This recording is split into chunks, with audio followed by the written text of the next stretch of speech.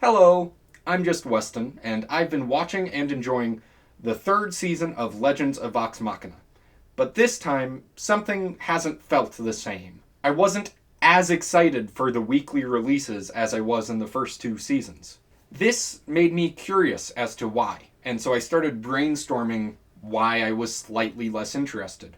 Now, there's no decline in visual quality or audio quality or anything. The animation is just as clean and cut, and the audio is still funny, and there's still constant jokes. The characters and the relationships between each other and the relationships with other side characters are being fleshed out more than ever, and it's making the show even more interesting. So, that's clearly not it. So, what's the deal with my lack of interest? I decided to come up with multiple theories, and here are the theories of what I thought the reasons were and why I changed my mind as I went along.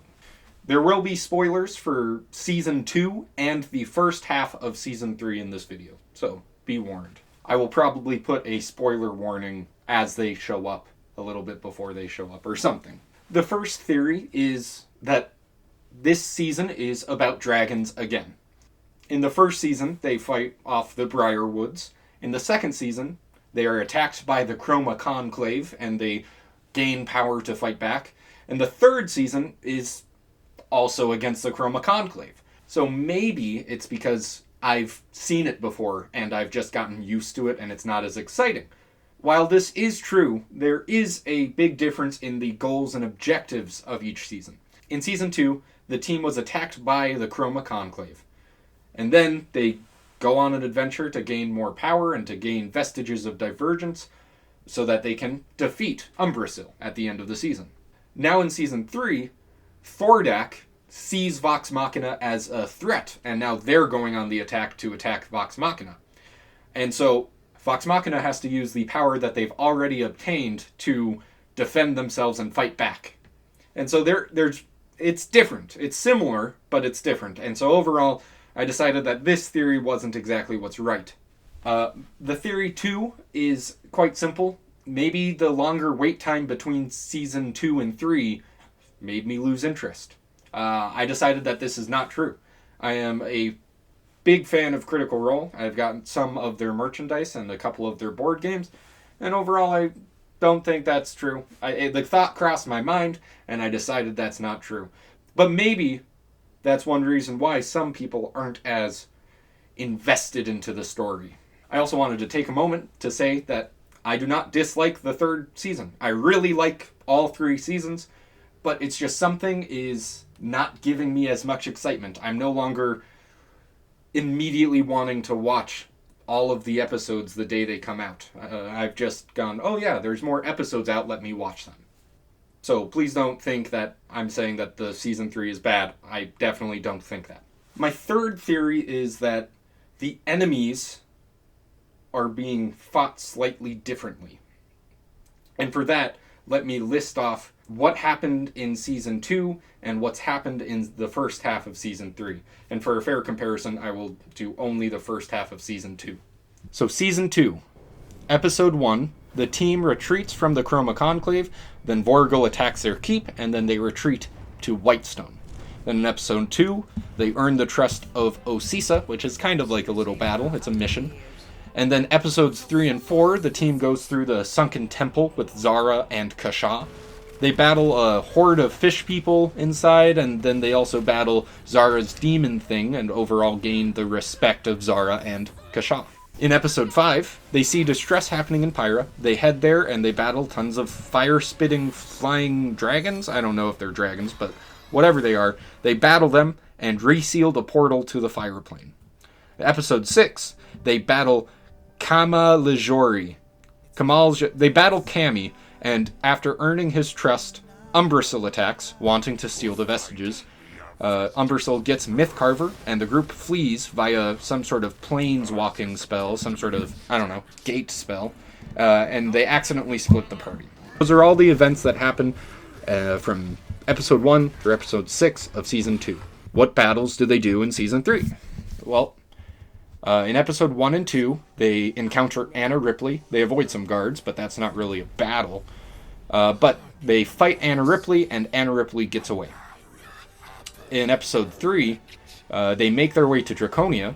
The people who stay on the outside of Hell are battled by Vorigel and Dola. In episode 4, the Hell team finds Xerxes, and Pike plays a tricky card game against him, and ends up winning the Vestige. In episode 5, the Hell team are attacked by Yank as they are leaving Hell. The Draconia team manages to open the portal just in time, and Yank and Vorigel fight. Vorigel ends up beating Yank, and then the party decides to attack Vorigel when he is weak. It is still a tough fight, but they manage to defeat him. And then in episode 6, at the end of the episode, they reach Whitestone as Thoradak's wormlings are attacking it. So overall, here are the results of the enemies that they fought. In Season 2, the Chroma Conclave attack, and they escape. Then Vorigel attacks, and they escape. They successfully earn Osisa's trust. They battle Zara's demon minion, and earn their trust.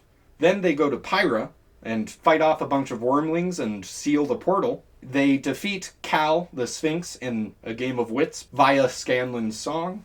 Finally, they are ambushed by Umbrasyl in Cal's lair, and they barely escape. Now, in the first 6 episodes of Season 3, they encounter Anna Ripley. Anna Ripley escapes. The overworld side is ambushed by Vorigel, but they escape. In Hell, they defeat Xerxes in a game of wits. Yank and Vorigel fight. Vox Machina defeat Vorigel when he is weakened by Yank.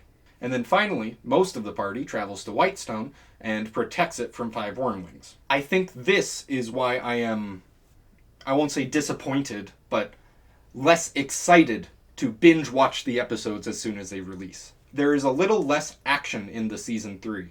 But if you look at like the check marks and X's that I may have added over this graphics, the Season 3 have some more like failures or half victories where they don't completely succeed in all the ways. The most obvious one is Ripley escaped to go and continue whatever plot she has.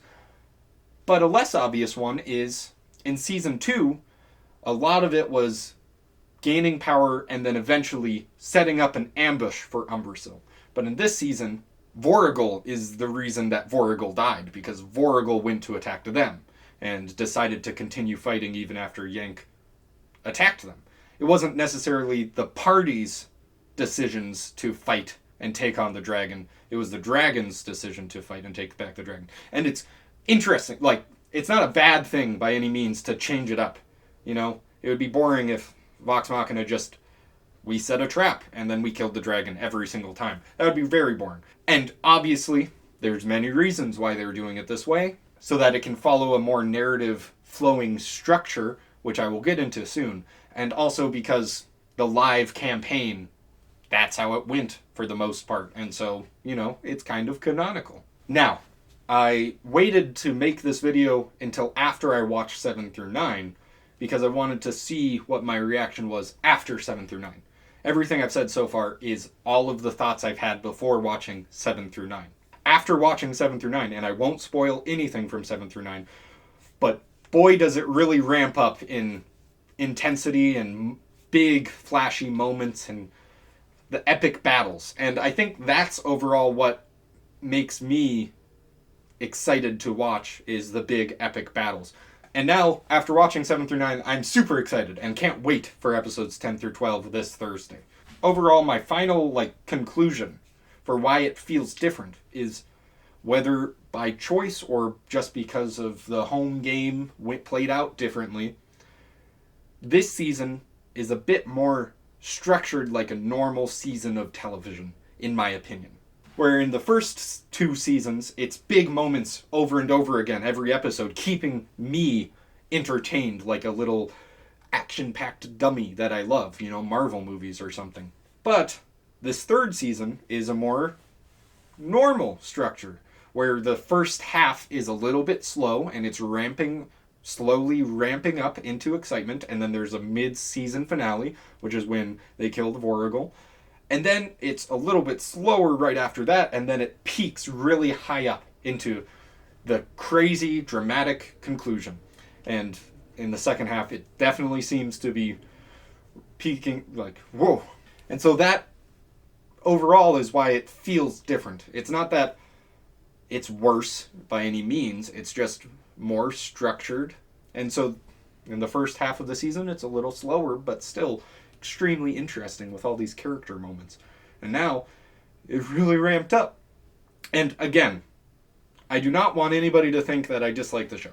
I may make a conclusion video after episodes 10 through 12 are released sometime. But maybe not. There's plenty of other YouTube channels that are doing reaction videos or doing synopsis videos or just whatever, reviews. I'll only do a second video if there's an idea that I want to say. Thank you very much for watching this video. I hope you enjoyed it. Shout out to my patron, Derek Bowman, and also you have to subscribe if you made it this far. It's the law. Like, you have to. I'm sorry. There's nothing I can say about that. Anyways, bye.